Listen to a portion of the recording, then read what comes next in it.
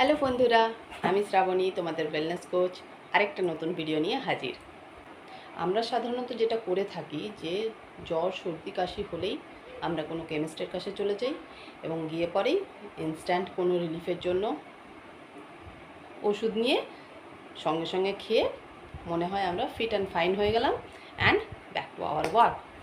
কিন্তু তোমরা জানো কি, এই যে কেমিস্টের কাছ থেকে ওষুধ কিনে ইনস্ট্যান্ট এফেক্টের জন্য আমরা যে কাজটা করলাম, সেই মুহূর্তে সেই জিনিসটা আমাদেরকে কোনো রকমভাবে হয়তো কাজটা উতরে দিল, কিন্তু আমাদের শরীরে যে রোগ, সেই রোগটাকে কিন্তু পুরোপুরি চেপে বসিয়ে দিল আমাদের শরীরের মধ্যেই, যেটা কিন্তু বেরোতে পারলো না। এবং সেই রোগটা বসে থেকে আরও বেশি পরবর্তী ক্ষেত্রে আরও বিকট আকার নিয়ে আমাদের সামনে চলে আসে। কিন্তু আমাদের মাথায় আমরা এটা তখন ভাবি না যে এই রোগটা কিন্তু সেই ওষুধ বা সেই অ্যান্টিবায়োটিকের দান যেটা কিনা আমরা আগে খেয়েছিলাম। তো সেই জন্য তোমাদের সকলের কাছে আমার আন্তরিকভাবে অনুরোধ, তোমরা প্লিজ সেই কাজটা করো না।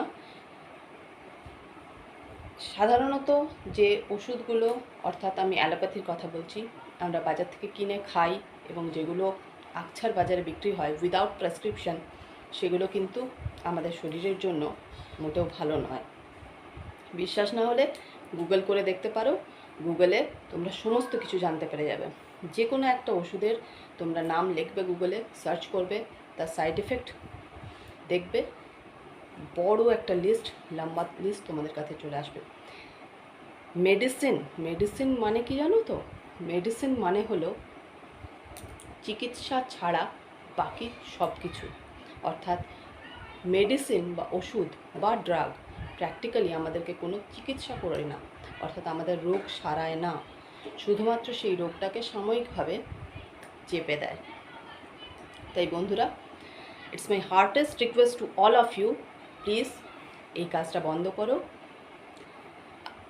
অ্যালোপ্যাথি মেডিসিনসগুলোকে যতটা সম্ভব কম নেওয়ার চেষ্টা করো। এতে করে তোমরা সুস্থ থাকবে এবং সুরক্ষিত থাকবে।